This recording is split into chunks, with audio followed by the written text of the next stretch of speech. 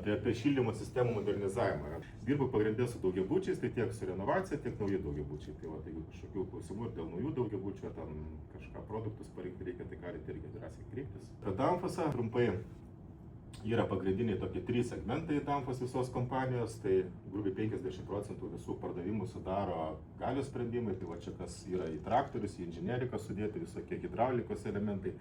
Tai bendrai per visą pasaulį, tai pusę apyvartos sudaro pirma sekcija, ne? Po to, kur mes va čia Lietuvoje ką veikiam, tai klimato sprendimai, tai čia tiek šildymas, tiek vėsinimas, dirba 11 000 darbuotojų čia bendrai per pasaulį paėmus. Ir kita dar segmentas, tai jau čia su dažnio keitikliai įvairūs ir visa elektroninė įranga, tai irgi apie 20% bendrai apyvartos. Tai bendrai per pasaulį yra 95 gamyklos, 27 šalyse, privati įmonė. Centriniai sandėliai Europoje yra Danijoje, Norburge ir dirba šiai dienai 40 000 beveik darbuotojų per visą Danfossą, per visą pasaulį. Tai skirtingi daiktai iš skirtingų šalių važiuoja, kažkas ir iš Kinijos važiuoja, kažkas čia Europoje gaminami irgi daug turim gamyklų. Tai va, taip sunku pasakyti konkretus daiktas, ten skirtingų šalių, šilumos skaitikliai iš Kinijos važiuoja, kažkokie termostatinės galvos visos Europoje gaminamos, tai skirtingi daiktai. Apie renovaciją, ne? Čia tomografija seno to daugiabučio, dėl ko apskritai tą darom renovaciją, ne? Tai kaip ir minėjo, pašildymo sistema, ne, tipinė, viršui kažkur perkeitinėja žmonės, pikti, kad reikia ten langus atsidarinėti, ne? Per vidurį žmonės kaip ir ok, viskas, nesupranta, kam tos renovacijos reikia. Ir tolimiausiuose kraštuose jau tokie žmonės su liūdnais veideliais gyvena, tai kurie būna aktyviausi už tą renovaciją, greičiau darom, nes mums šalta. O įvykstas yra dėl to, kad paprastuoju būdu iš mazgo, ne, vanduo kur jam šilčiau, kur greičiau pratekėti, ten jisai greičiausiai teka, ten atiduoda visą energiją ir po to gaunasi visi gauna tik tais vėsesnį vandenį. Tai, va, tai renovacijos yra keli būdai tokie, kaip ją sutaupyti tos pinigus. Tai 4 tokie pagrindiniai, tai kintamos srauto vienvamzdė šildymo sistema, dvivamzdė stovinė šildymo sistema, šakotinė ir decentralizuota su šilumos punktais. Va, tokią lentelę esam pasidarę iš praktikos, kur kokia investicija, kaip atsiperka. Tai tarkim, ta pati kintamos srauto vienvamzdė sistema. Minimali investicija ir grąža ten per 2-4 metus, ne, ten dvivamzdė jau kiek sudėtingesnė, ten daugiau investicijų būna, per 5-10 metų. Šakotinė, tai vat ir taip pasirinkti galima, kas kam labiau priimtina ir kokią daryti tą sistemą. Vienvamzdė sistema, ne, kaip atrodo, tai principai iš mazgo, ne, pasiduoda vienu vamzdžiu vanduo, kažkoks termofikatas, ne, užteka į vieną radiatorių, prateka ir taip teka į kitą. Kiekvienas radiatorius yra taip priklausomas kiekvienas gyventojas nuo prieš tai esančio, nes vienu vamzdžiu viskas pasiduoda, tie grįžta, ne. Tai būna keli tipai tokių, kai per vieną vamzdį, tarkim, pasiduoda, per kitą grįžta, arba per kažkur per centrinį pasiduoda, viršuje įsišakoja ir taip irgi grįžta. Tai jeigu atkreipsi dėmesį, irgi būna visur skirtingų dydžio radiatorių, ne? Tai tarkim pasiduoda iš apačios, tai čia būna radiatorius mažiausias, tada kiek didesnis ir taip didesnis, nes kiekvienas radiatorius kažkokius nuostolius atiduoda, ir kad patenkinti apšildyti tą reikiamą kvadratūrą, tai turi būti didesnis plotas. Ne? Tai būna niuansų kartais, dabar va čia irgi buvo keli objektai, kad sumaišo. Montuotojas, rangovas buvo sumaišęs, padaręs ne čia padavimą, ne nuo mažiausio, padavęs į didžiausią. Ir po to skambina, kaip daryti, ar čia sako, galima kažkaip su tais termostatais įspręsti. Tai, tu niekaip neįspręsi vienvamzdei sistemai, jeigu čia jau padavė, tai tada tas didžiausias radiatorius, didžiausia energijos kiekį ir nuima, ne? Ir tada jau kiti gaus dar mažesnį. Ir skaičiau, kad vienas radiatorius apie 2 laipsnius mažėja. Tai, va, tai reiktų to įvertinti ir nesumaišyti, kur tas padavimas ir kur grįžimas turi būti toj vienvamzdei sistemai. Kokie šildymo sistemos privalumai, kai renkasi? Tai, kaip sakiau, yra maža investicija tokie sistemas, nes nuo mažai daiktų keičiasi, maža intervencija, mažiau darbo, ne, taupimas greitas atsipirkimas, nes irgi, kai mažiau daiktų, tai tuo greičiau viskas yra atsiperka, mažesnė investicija ir, kaip rodo praktika, patikimas pakankamai sprendimas ir galima padaryti viską gerai ir kad viskas gerai veiktų. Tai keli pavyzdžiai apie tą investiciją, tai paėmiau šiek tiek didesnę sumą, 25 eurus už kvadratą, bet yra pavyzdžių, kur ir mažiau kainuoja. Čia pavyzdys gyvos renovacijos iš Vilniaus, Ozo gatvė 30, 9 aukšte, 108 butai ir vienvamzdė šildymo sistema dar buvo daryta su CCR valdikliu. Tai šitų valdiklių jau nebeturim, nebetiekiam. Viso sistema kainavo šildymas, šiandien ne renovacija, bet šildymo sistema apie 80 000, sakė ten šitam daugiabučiai, tai kvadratas gaunasi apie 13 eurų. Bet jie ten nekeitė stovų, nekeitė radiatorių, tik tai susitvarkė mazgą, balansinį susidėjo, daliklius ir, aišku, tą karštą vandenį. Tai grubiai apie 13 eurų kvadratas gavosi, kaip daugiabučiai. Tai, iki 25 dar tologai. O kitas pavyzdys iš Utenos, irgi vienvamzdė šildymo sistema, bet jau keitėsi radiatorius irgi, su QT elementais šiandien buvo, tai 87, irgi panašus labai, 100 būtų, bet jau gaunasi 23 eurai. Tai čia priklauso, kiek tie gyventojai ko nori darytis, kiek ko keistis ir investuoti tą sistemą. Vamzdžius keičia, nekeičia, radiatorius keičia, nekeičia, kiti, tai klausia, kiek kainuoja mums pasidaryti, tai sunku taip konkrečiai pasakyti, kiekvienas projektas skirtingai gaunasi. Bet po renovacijos, tiek prieš tai, kur buvęs, taupo 66% energijos lyginant su prieš renovaciją buvo E klasė, po renovacijos jau B pasiekė, čia FC pasiekė beveik 60% taupo. Tai skirtumas pakankamai ženklus, po renovacijos, tai sako, ką čia nevyks, viskas bus taip pat, tai skaičiai rodo vis tiek ir kitą, kad sutaupyti galima. Dar vienas pavyzdys irgi iš Alytaus, Jaunimo gatvėje, čia 38, aišku, nedidelis daugiabutis, 37 būtai, tik 10 aukštų, bet 16, beveik 17 eurų kvadratą. Tai čia irgi jo susidėjo balansinius, su QT elementais, radiatoriai nauji. Principe, vienvamzdėj sistema intervencija, kaip sakau, būna tokia pakankamai maža, niekas dažnu atveju radiatorių nekeičia, susitvarko šitą vietą, A padarė, tai susideda ragė, pilno pralaidumo vožtuvas, galvas ir susiaurinimas A padašytas, tai valandą 3, nežinau, aišku, nuo tų ir įgūdžių priklauso, tai pakankamai greitai tą radiatorių galima susitvarkyti prie vienvamzdėj sistemoje ir jau į tą butą gali nebegrįžti montuoti tada, nes nebereikia nustatinėti iš ankstinį nustatymą, jau kalbėsim po to vienvamzdėj sistemoje, tai čia šitą padaro vietą, susiaurina, dabar daro su presplienu iš viso, jeigu nebereikia šitą, tai dar greičiau galima pasidaryti, viskas pakankamai greitai pasidaro ir tada galima eiti kitur. Čia gali būti šitie ventiliai tiek su paprastu sriegiu, gali būti su presplienui užveržimo jungtis, jeigu ten kažkur, tai būna ten Klaipėdoje, nežinau, keliose vietose prašė grinai daro su presplienu, bet presuoti po draudžia, turi būti ardoma jungtis, tai grinai, kad būtų užveržima presplienui, nežinau, ir ten irgi ten kažkas panašaus į kolegą, techninį prižiūrėtoją, žinai, buvo, tai, prašė tiesiog, kad būtų šitie. Bet principą, 3 keli skirtingi variantai, su paprastas, presuojimo antgaliu arba su užveržimu gali būti, tai kelių minučių reikalas ir tas radiatoriaus sumontuotas. Čia aišku RAN parodytas, bet su RAN tas pats irgi gali būti vienvamzdėj sistema, čia tiktais, kad dar reikės tai išankstinę nusistatyti. Prie vieno radiatoriaus jau viskas kaip ir sumontuota. Vamzdynas ten aišku susitvarkyti.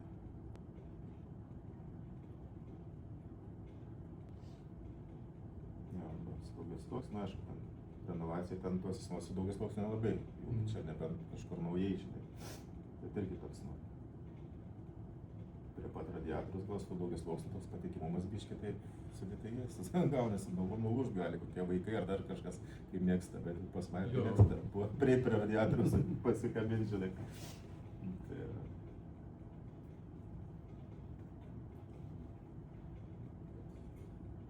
Aš grubiai 3 minutės, tas arenas jau sumontuotas. Klaipėdos pavyzdys, Laukinukų, čia etapais darėsi šitą renovaciją.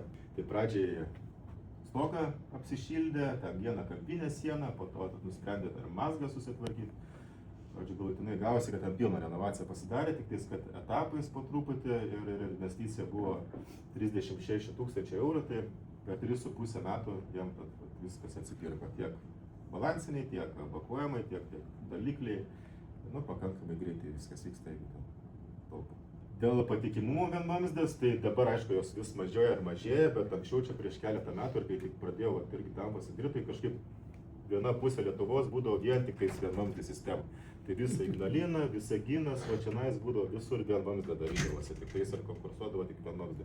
Kita pusė link Klaipėdos tenais visur dvivamzdės. Jeigu daro, tai darydavo pilnai viską, keičia radiatorius, ten vamzdžius, jie tai, nežinau, kažkaip gavosi taip, bet ta pati Ignalina, ten Molėtai, Utenoje tos sistemos vienvamzdės tai veikia po šiai dienai ir surenovuotos ir viskas su jom gerai. Tai nežinau, jeigu patikimai padaryta viskas, tai tikrai patikimai. galimas tas ir vienvamzdis šildymo sprendimas. Tai va, termostatai, tai Danfoss termostatus gamino pakankamai seniai, nuo 43 metų patys pirmieji ir sukūrė tą radiatoriaus termostatą. Tai daug visokių variantų buvo, skystinių, dujinių, taip toliau, tai kam esmė, ne, tai kam jisai veikimo principas koksai, tai termostatas, ne, su skystiniu arba su dujiniu užpildu ir nuo temperatūros pokyčio, ne, kokius mums reikalingas, jisai atidaro arba uždaro patį vožtuvą ir praleidžia arba uždaro srautą.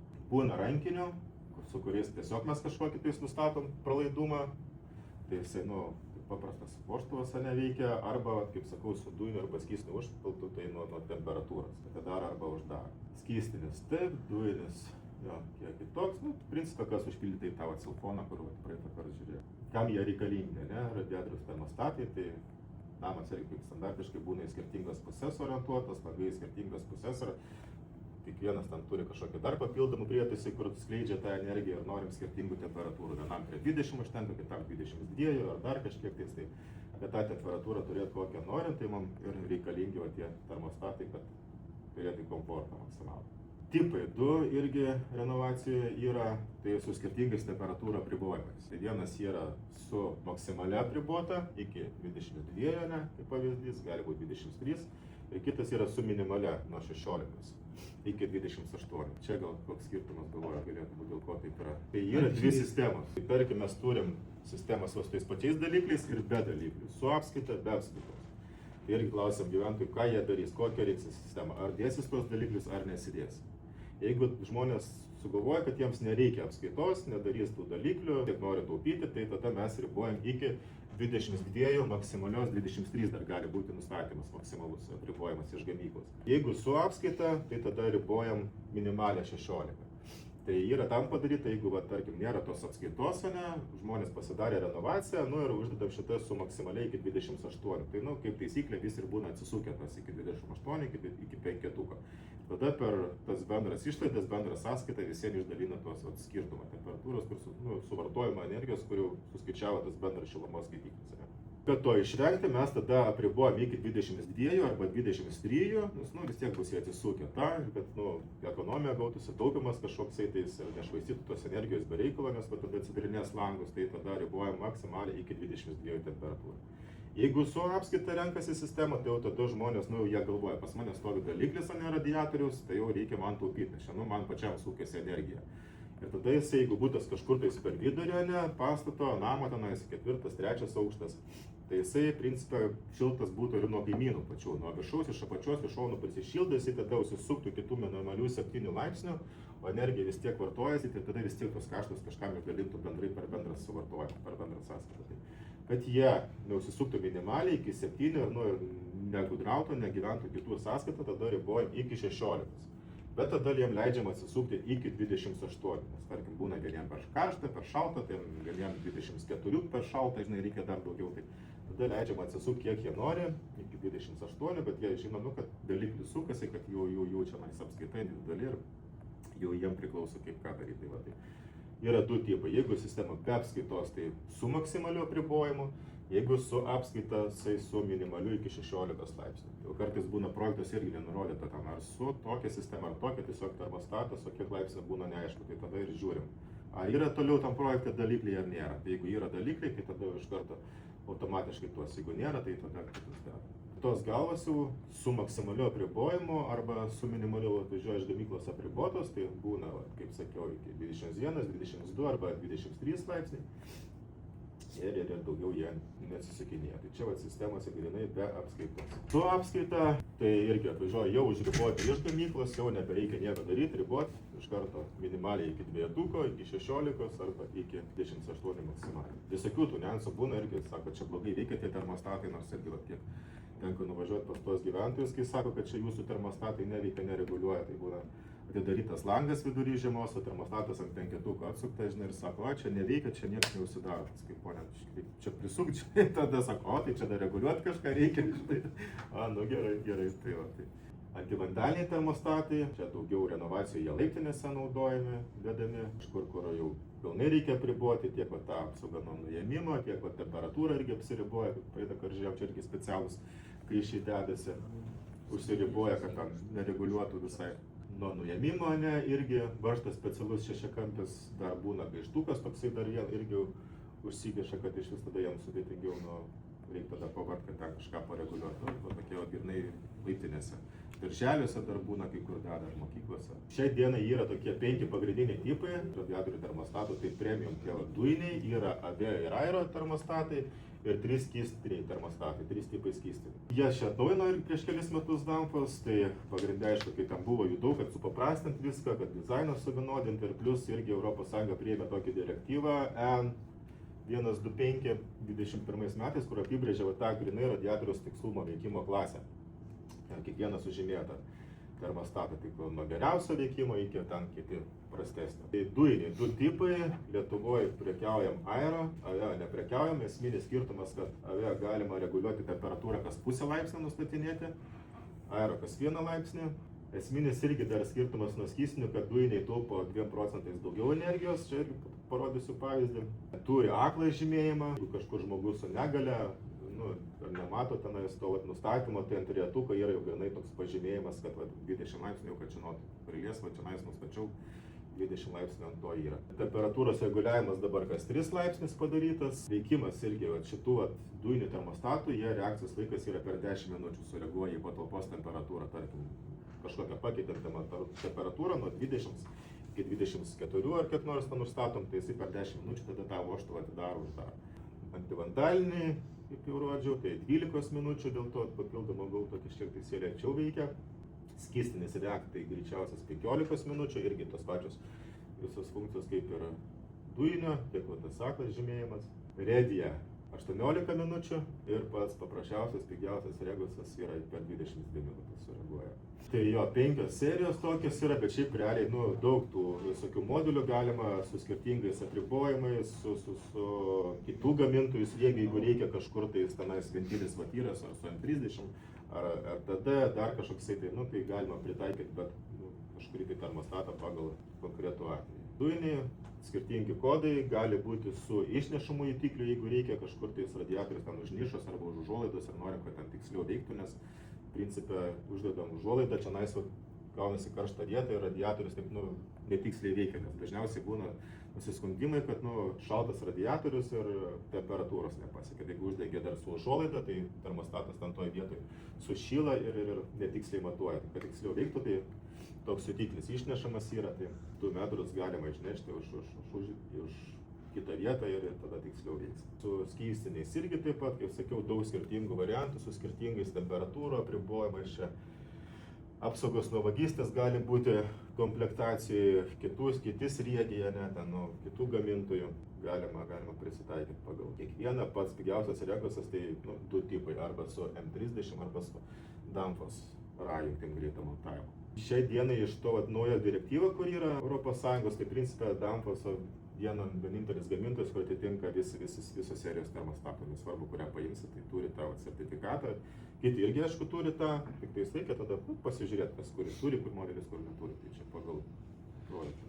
Ir aišku, kuo tiksliau veikia termostatas, tai tuo daugiau energijos sutaupom ir išlaidų sutaupom. Tai skaičiuojama, kad 1 laipsnis temperatūros mums gali sutaupyti iki 8 procentų energijos. Tai kuo tiksliau jisai veikia, tai tarkim, jeigu ten pasimsim dujinį termostatą, jisai greičiau uždarys, greičiau atidarys ir tas efektyvumas bus geresnis ir taupimas didesnis. Tai čia irgi įsivertinti reikia tą. Čia tas pavyzdys ir parodo, jeigu renkamės dujinį termostatą, butę, tarkim, su 100 butų, termostatų butė skaičiui 5, dujinio termostato kaina 35, skystinis 20 eurų, bendra dujinio termostato kaina 17,5, skystinių 10 tūkstančių eurų, metinis suvartojimas eurais vienam būtui 1200, jeigu 100 būtų, 120 tūkstančių. Ir papildomas taupimas 2 procentai, kurie taupo grinai su dujiniais termostatais, tai duoda santaupas 2400 eurų. Tai tas skirtumas 17,5 tūkstančio mums per 3 metus yra atsipirkti. Ir po to ta energija, tik tais kaštai visi ir efektyvumas būtų didesnis ir taupytų dar daugiau. Aišku, ta investicija pradžiai atrodo didesnė, skirtumas 7,5 tūkstančio, bet laikui bėgant tai tas greit atsiperka. Derinimas šildymo sistemos vienvamzdės, tai čia kaip radiatoriai šyla, kaip turi veikti, nes dažnai irgi skambina, sako, blogai veikia radiatoriai, tai kaip jisai turi gerai veikti. Jeigu jisai per karštas visas toksai daugiau, tai blogai veikia, jeigu čia visas viršus tik šiltas, o visas kitas vėsesnis, tai irgi nelabai gerai veikia, tai principai jis turėtų taip tolygiai nuo padavimo, kur pasiduoda karščiausias, ir taip po truputį tolygiai nuvėsti. Parodom, nusiunčiam gyventojams, kad pasižiūrėkit, kaip pas jūs veikia, ar karštas, ar tas. Vienvamzdžiai šildymo sistemoje naudojama evakuojamus tuos pačius, kur Andrius rodė, yra naujos kartos, 4 kartos, nuo 15 iki 32 diametro. Nauja yra, kad jie nustatymas tas pats yra, gali matyti iš šono, anksčiau nebuvo to, nes reikėdavo nuimti tada power arba QT elementą, kad pamatyti. Dabar jau nebereikia, gali matyti iš šono, koks padarytas nustatymas. Praplovimas prieš srautą, poweras, naujo tipo membrana. Esminis tai gal tie srautai, nes anksčiau būdavo, tarkim, 15-tukas buvo iki 450 litrų, dabar 15-tukas yra iki 650 litrų. Tai va, tokias sistemas galima didesnės aptarnauti su mažesniu diametru, nes jeigu, tarkim, anksčiau reikėjo jau 20-tuką imti, dabar užtektų ir 15-tuko, tik tais padidintos srautą. Iki 1000, tas 20-tukas iki 900 buvo, dabar galima ir iki 1200 su 15-tuku, arba su 20-tuku iki 1900, kur jau reikėjo 25. Tai va, tai galima irgi pataupyti, diametras, vis tiek, jeigu daug tų balansinių, daug stovų, tai susitaupo. Poweras irgi atsinaujinusios, TVQ dabar. Dar vienas dalykas yra tas pats stovų balansavimas. Susidedam, grįžtam to temperatūros reguliavimas, nes sakome, susidėsim balansinius mes, ar bus gerai tuose senuose daugiabučiuose, nes daug skambina, sako, mes tik balansinius, mums nieko nereikia, prie radiatorių nieko nedarysim. Kaip ir būtų gerai viskas, gal jeigu tuose senuose daugiabučiuose mes žinotumėm realiai situaciją. Nuo tų senų daugiabučių projektų nieks neturi, nieks nežino, koks srautas reikalingas ir kaip ką nustatinėti. O evakuojamas yra pastovaus srauto, kokį mes nustatėm tenais 100 litrų ar 200 litrų, ant kiek jam reikia tam atstovui, tai tiek jisai ir praleidinėja. O tuose senuose daugiabučiuose yra situacija, kad kažką būdavo per šalta tenais, ar per vidurį, ar tolimesni tie stovai nesušyla, tai pasinaikina šitus apvalus. Įsipjauna, kad jam eitų į radiatorių, daugiau. Kaimynai irgi tam pasikalba vienas su kitu, sako, aš jau pasinaikinau čia, ir man dabar šilta, viskas normaliai, darykit pas save ir viskas bus gerai, irgi šiltai gyvensi. Irgi pasinaikina tą apvadą. Kai kas radiatorius darosi remontą, pasikeičia, dar didesnį susideda, kad tik tai šilčiau būtų. Ir gauna situacija, kai tas 100 ar 200, kiek tam reikia litrų tam stovui cirkuliuoti turėtų, tai didesnė dalis tos srauto užteka iš tuos radiatorius ir ta visa energija praktiškai ir nuima. Finiše gaunasi tas pats variantas arba dar blogesnis, tie kaip ir perkaitinėje gyvena šiltai, o kiti būtai dar labiau pradeda šalti. Jiems paprasčiausiai nebeužtenka srauto. Sako, jeigu jūs tiksliai patys garantuojat, kad jūs tiksliai patys žinot, kad ten tie radiatoriai nepakeisti, kad apvadai neišpjauti, tai gal ir gerai bus. Bet visą laiką rekomendacija, jeigu keičia balansinius statusą ant stovo, tai visą laiką tvarkytis ir apvadus ir dėtis termostatus prie radiatorių. Kitas yra stovo temperatūros reguliavimas. Irgi dar vienas variantas. Susidėjom balansinius ant stovo, čia nusistatėm srautą, kokį mums reikia, susidėjom termostatus, pašvietė saulutę, termostatai užsidarė, o visas srautas toliau kaista per stovą. Stovas karštas, radiatorius šaltas, o stovas karštas. Tai kad irgi išvengto stovų perkaitinimo, turim jį kažkaip tą temperatūrą reguliuoti. Su QT elementu šitas variantas, kai ant evakuojamo dedasi QT elementas su jutikliu, nustatom kažkokią temperatūrą ir jis tada atidaro arba uždaro patį vožtuvą. Ir kitas dar buvo toksai CCR valdiklis, kur praeitais metais tiesiog pabaigoje panaikino jo gamybą, nes nuo tų pačių vienvamzdžių sistemų žymiai mažėja, jų mažesnis poreikis žymiai sumažėjęs, tai visiškai nuėmė nuo gamybos, nebėra, tai būdavo ant evakuojamo dedasi QT pavaratą ir tada į valdiklį susivesdavo ir tada mes per tą valdiklį galėdavom kiekvieną stovą prie su telefonu arba su kompiuteriu pareguliuoti, paprogramuoti, kaip mums reikia atskirai. Su QT elementu, su šitu, tai mums reikia eiti kiekvieną stovą ir tada ten nustatinėti. Tai šitas nebetiekiamas variantas. Balansiniai MSVBD, tai šitą jo irgi rodė Andrius, tai turi drenavimo ventilį, matavimo antgaliai sukasi 360, tai čia kas patogu, kai būna kažkur tais prie lubų ten sumontuoja ar dar kažkur tais ir po to ateina balansuoti žmogus. Tada paprastai prisijungti, pasisukti antgalius ir pasimatuoti, susibalansuoti viską. Turi plius pilno uždarimo funkciją. MSVB tai neturi drenavimo ventilio, jau fiksuoti antgaliai, bronza tinkama geriamam vandeniui, bet nebalansuojam karšto vandens sistemos su rankiniais balansiniais ir turi pilno uždarimo funkciją. MSVO, neturi drenažo, neturi pasukamų antgalių jau fiksuoti, tai jau turi iš karto nusimatyti rangovas, kaip juos daryti, kaip montuoti, kad po to nebūtų problemos balansuoti. Turi diafragmą, per kurią matuojamas srautas, kiek kitaip balansuojasi negu tie bronza tinkama geriamam vandeniui ir turi tą pačią pilną uždarimo funkciją. Ir MSVD, tai čia irgi keli metai jisai atsiradęs, tai neturi drenavimo ventilio, fiksuoti matavimo antgaliai, bronza nebetinkama geriamam vandeniui, pilno uždarimo funkcija arba keičia tą MSVB. Tai principė, jeigu vietoje MSVBD viską žinom, galima tai juos irgi dėti, montuoti, reikia pasukumo antgalių, tai irgi pigiau kainuoja, galima kažkiek sutaupyti. Tai projektavimo ypatumai, tos vienomės sistemos, pastatas neapsišildo, keičiasi nuostoliai, ne visi, bet mes turim užtikrinti vis tiek to vienomis sistemai turi būti tas srautas didelis. Tai tiesiog, kad po to temperatūras teisingas projektuoti. Plius rekomenduojam prie kiekvieno ventilio, tai irgi ir prie balansinio išleidimo ventilius, kad per juos neleisti, nes tose sistemos irgi būna daug šiukšlių, tiesiog, kad neužsikištų tie balansiniai. Klaidos jau, kaip ir seka, būna pagrindinės, tai tos temperatūros, srautas ir temperatūra, kokia suprojektuojama tam konkrečiam. Arba būna temperatūros paliekamas senos, pačios 80, tarkim, kaip pavyzdys 60, bet jos turėtų sumažėti, bet srautas jisai turi būti didesnis. Dažnai projektus irgi būna nurodomi tie patys ventiliai, kokie turi būti. Nei diametras, nei apvado susiaurinimo irgi nenurodoma. Tai aišku, būtų tas gerai, kad būtų, tai principe, koks būna stovas, tai mes rekomenduojam dėti ir tokius pačius ir diametro ir radie vožtuvus, tai ar 15 ar 20 vamzdis, tai tą patį irgi dėti ir apvado susiaurinimą. Darbai montavimo jo, kaip kalbėjom, tas radie vožtuvas, termostatas ir apvado susiaurinimas, būna dar irgi pasitaiko, kad tavo atstovą palieka seną, o čia tiesiog tą vietą iš presuojamo plieno. Tai jeigu čia eina koks nors 20 stovas ir radiatorių 20, tai čia tiesiog per vieną diametrą tą apvadą susiaurinti į 15-18, kad būtų į radiatorių eitų daugiau srauto. Rūsyje irgi, tie ventiliai, kaip sakiau, irgi būtų gerai, kad jie būtų tiesiog ar praplaut sistemą reikia, ar nudrenuoti, tai ne per balansinio, per atskirą ventilį.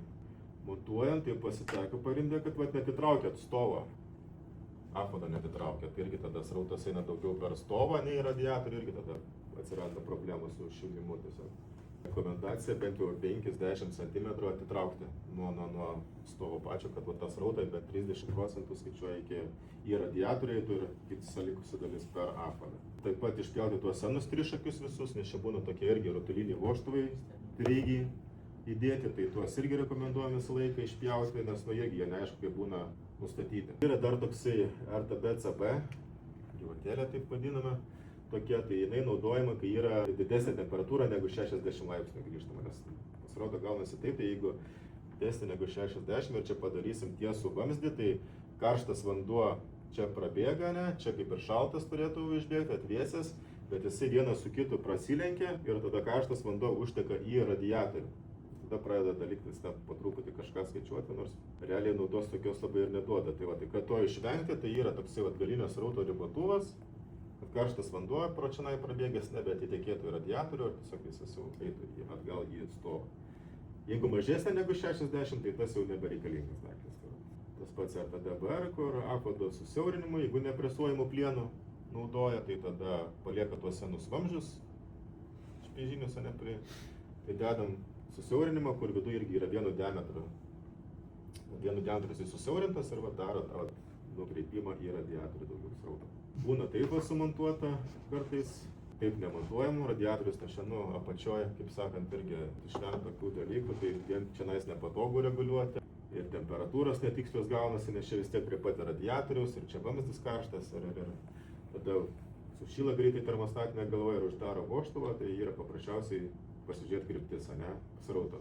Jeigu ateina iš apačios, tai nemontuojam čia apačioje, o montuojam tada tiesiog viršui, tiesiog ant kiekvieno ventilio yra nupiešta rodiklė. Pasižiūrim rodiklę ir tada pagal srauto kryptį ten ir montuojam. Jeigu atiteka iš viršaus, tai ventilio rodiklė rodo į ten, į radiatorių, viršui montuojam. Jeigu atiteka iš apačios, prateka pro radiatorių, irgi rodiklė ant ventilio ir į tą pusę tiesiog, kur nubėga srautas, tai į tą pusę. Dvivamzdis šildymo sistemoje irgi dabar jau praktiškai visur tą daroma, tai patikimesnė sistema, visi vamzdynai nauji būna, nauji mažesni radiatoriai, nes jeigu daro tą sistemą keičia dvivamzdį, tai keičia radiatorius visus pilnai, cirkuliaciniai kaštai ir pati savaime yra kintamas srauto sistema, nes jau naudojasi tie patys SVI su SVPV, su slėgio perkirčio reguliatoriumi balansiniai. Toks jau skirtumas vizualiai, kur čia buvo vienvamzdė, kur visi radiatoriai priklausomi, visi gyventojai vienas nuo kito, ir dvivamzdė, kur jau kiekvienas radiatorius gauna atskirai paduodama ir atskirai grįžtama. Tai jau jie principė nebesvarau, kad ir didesnis kažkur bus tas radiatorius uždėtas, jau kaimynai nuo to niekas srautas nesikeis ir pats jisai galės reguliuotis pagal save kaip ką nori. Tokia sistema turi ir minusų, nes yra brangesnė, daugiau daiktų.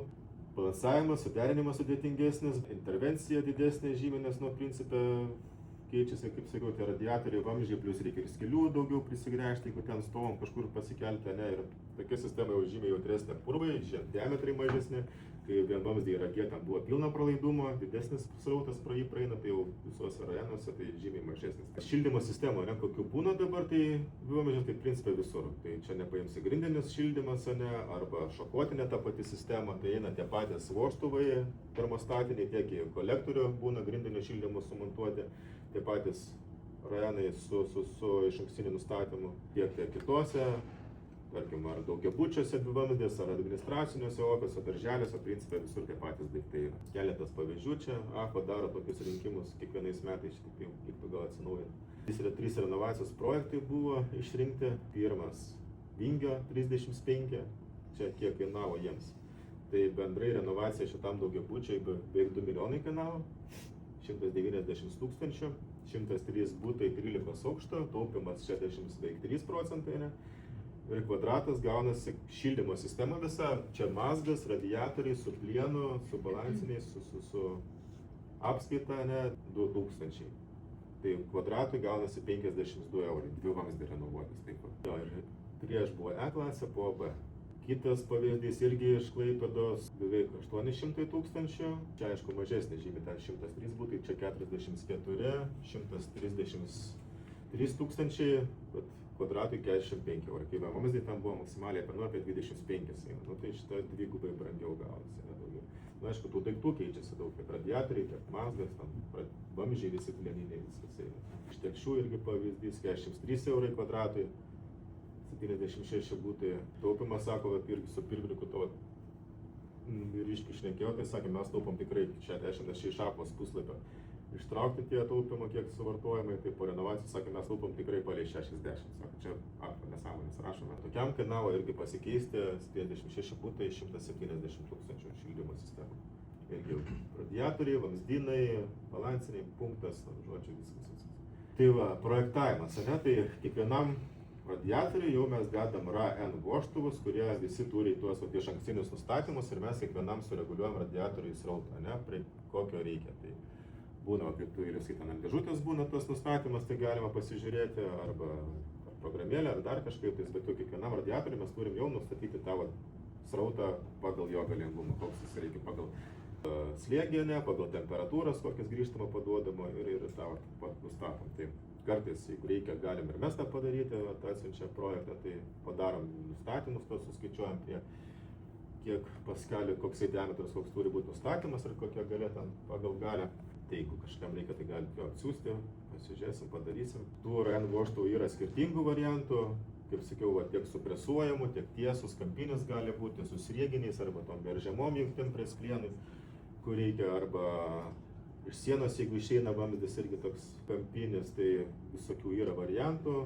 Ta lentelė, kur vyrius sakė, ant būna dėžutės, tai irgi galima pasižiūrėti prie kokio ir temperatūros, koks galingumas ir koks tada nustatymas turi būti. Balansiniai taip pat irgi jie pasirenka, aišku, čia mumis gal suprantama, bet būna kartais skambina pas mane ten 50 diametras, tai dėsiu 50 balansinį, žinai, tai koks skirtumas, tai balansiniai pasirenka ne pagal vamzdžio diametrus, o pagal srautus, tai irgi pasiskaičiuoja, kokio reikia, kad ir vamzdis 50, kartais užtenka ir tenais 32 dar kažkokio diametro. Klaidos būna, kad atsiranda tų papildomų visokių vožtuvų tose sistemose, kurie nereikalingi. Čia buvo, nežinau, irgi pasako, čia buvo Antakalny, man atrodo, vienas projektas, bet tenais Gan vamzdės, kai irgi atsirado ventilis kažkaip prie radiatoriaus ir žmogus pensinio amžiaus, jisai tenais kiekvieną savaitgalį išvažiuodavo į sodą pas save ir prieš išvažiuodamas jis tą ventilį užsuka, žinai, ir išvažiuoja. Anu galvoja, kad čia pataupysiu, kad nesisuktų, žinai.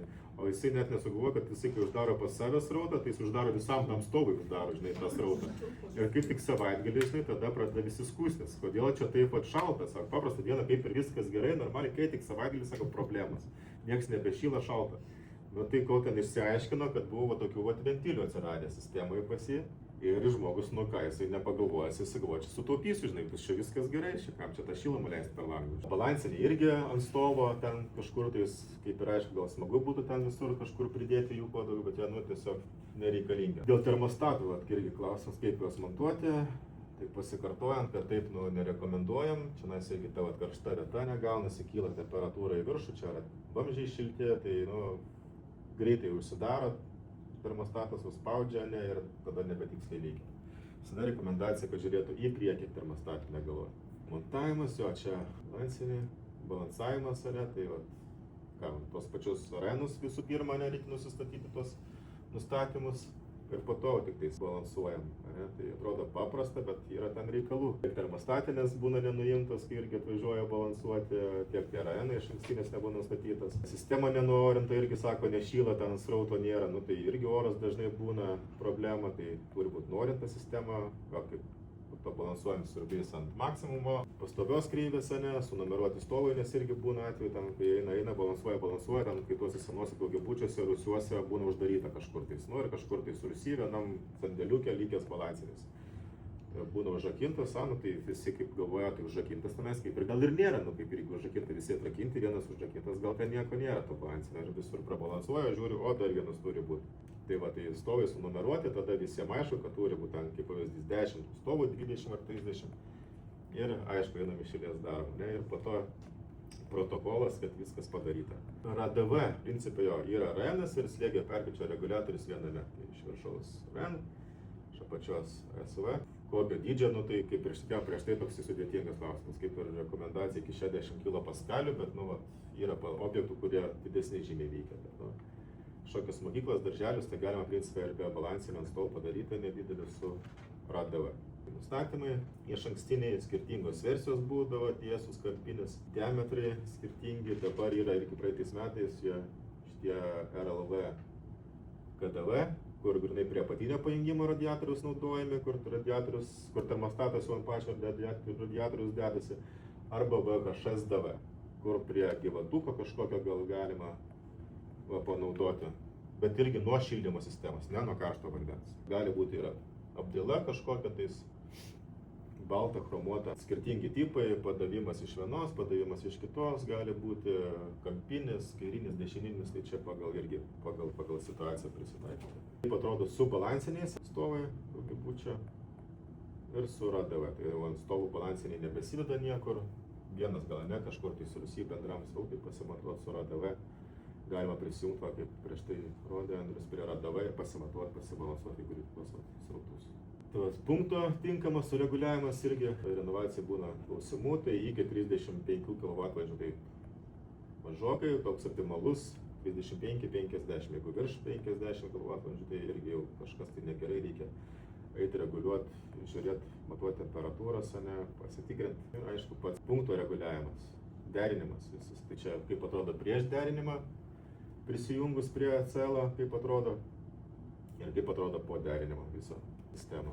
Apie mazgulius trumpai dar parodysiu, kur kiekvienas butas turi savo atskirą mazgelį, mes turim tokius irgi, tai va čia šildymo sistema, kai kiekvienas atskirai pakyla stovas ir kai turi kiekvienas butas jau savo pamazgelį. Tai jie tampa jau nebepriklausomi vienas nuo kito, irgi gali pasileisti šildymą, kada nori, gali užsidaryti.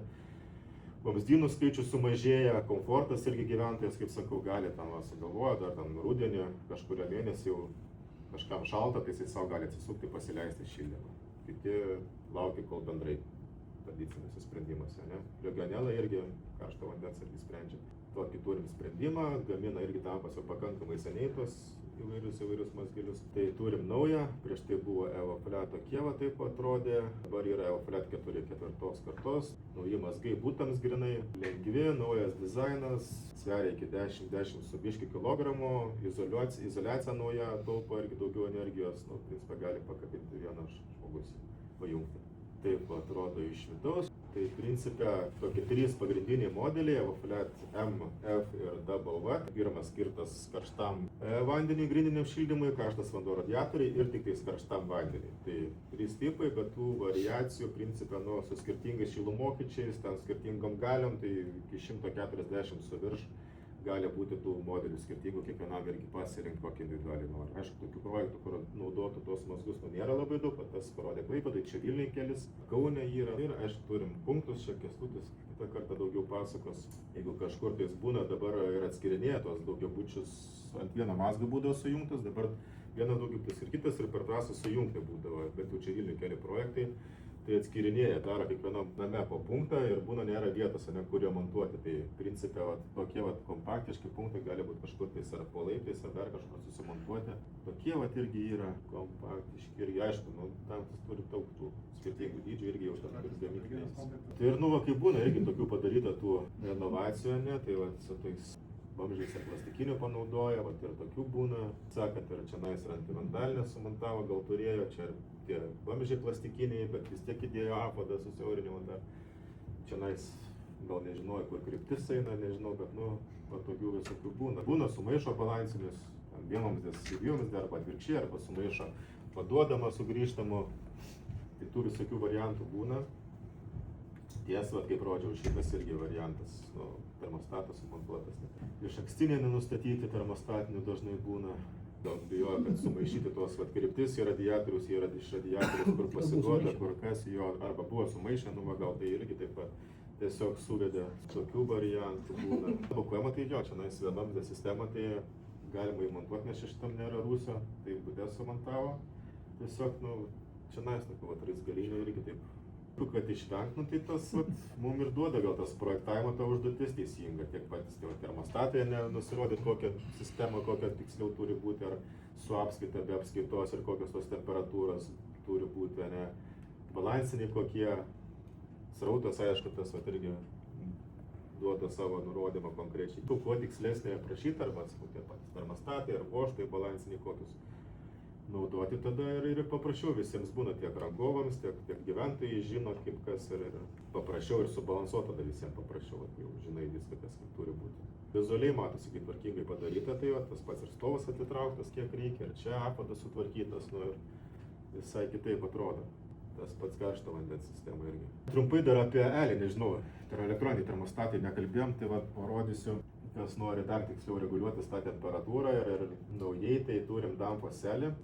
Kai elektroniniai termostatai susijungia į internetą, per maršrutizatorių ir tada viską per programėlę darom, reguliuojam. Tai gali jungti tiek kitas sistemas, ten Zigbee, Google Alexa, tenais dar kažkur tais pasijungti ir dar išmaniau valdytis, bet principė į grindinio šildymo sistemą, jeigu ten kažkur tais name yra grindinis šildymas ir radiatoriai, anksčiau būdavo irgi madinga, ten name pirmam aukšte grindinis, antram radiatoriai. Ir kaip tam viską į vieną sistemą apjungti, suvaldyti, Danfoss Icon ir Danfoss ELI termostatus ir galim susijungti vieną programėlę viską.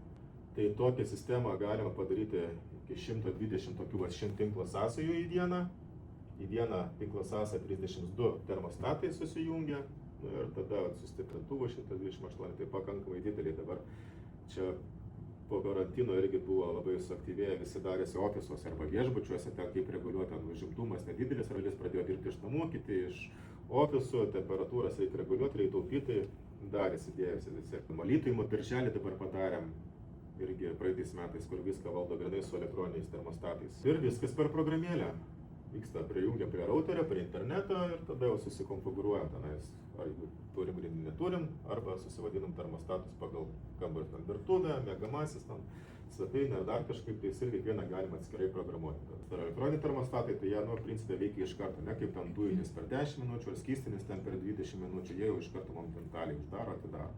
Mobili programėlė, nežinau, gal irgi teko susidurti, tai trumpai gal parodysiu nemokamą, galima atsisiųsti, bet yra ten visokių įrankių, pridėta tiek pats radiatorių išakstinis nustatymas pagal tuos paskalius, aišku, lietuvių kalba gali būti, čia galima savo profilį susikurti, parametrus įvairius, ten kur reikia temperatūras ar kažką tais litrus, kubais ten paskaičiuoti ar dar kažką tais galima pasikeisti, persiversti, kaip kam patogu naudotis. Tas pats radiatorių išakstinis nustatymas, kur yra pagal srautą, temperatūrą, slėgį, kokį padaryti, tarkim, paimam kažkurį variantą, koks radiatorius pas mus yra, koks tipas, išmatavimai ir tada pagal tų užduotų parametrų rašo, pas mus gale bus tokia, radiatorius, toks srautas per radiatorių ir toks nustatymas turėtų būti. Tas pats yra su grindinio šildymu irgi.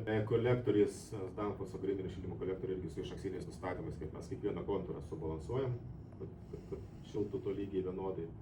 Tai pasirenkam pagal metražą, kiek yra, kokie nuostoliai, visus susivedam visus kontūrus ir padaro tokį irgi ataskaitą. Tai kas daugiau su grindiniu šildymu dirba, ten palikti gyventojai, kad žinotų, klientui, kad subalansuoju, nustačiau viską, kad šiltų vienodai. Balansavimui tam pačiam irgi, o tam pačiam reikia pasirinkti evakuojamą kaip pavyzdys ir nežinau, kokį man čia imti tą diametrą. Tai įsivedam srautą, koks jisai mums reikalingas, tarkim, čia 600 litrų ir mums išmeta variantus tada visus, tarkim, 20-ukas. Senas modelis, naujas koks pralaidumas, 800 litrų, ir jisai parodo, tarkim, aš paimu 25, o reikia 800 litrų, tai jis atrodo iš karto tavo nustatymą, koks jisai bus reikalingas. Tai 36% bus tie 25 diametro 800 litrų.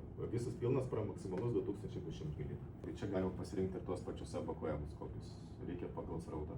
Tai balansinėje irgi galim pažiūrėti, prie kokio nustatymo, koks bus srautas. Aišku, ir visi produktai sudėti irgi. Visi daiktai, tiek termostatai, radiatorių, tiek grindų, tiek šilumokaičių, viską galima susirasti čia. Nežinau, kas į ką keičiasi, tai tarkim buvo tas senas termostatas ir koks naujas kodas, tai būna paspaudė peržiūrėti pakeitimą ir tada išmeti iš karto į naują tenais kokį įmeti. Tai kai nežinai, kad arba turi seną, tai įmeti į kodą ir tau įmeta kokį pakeisti naują. Ir turim dar tų grupių visokių, kur filmuojam, šildymo sistemų renovacijos grupė, yra profesionaliai apie šildymą ir YouTube kanalas.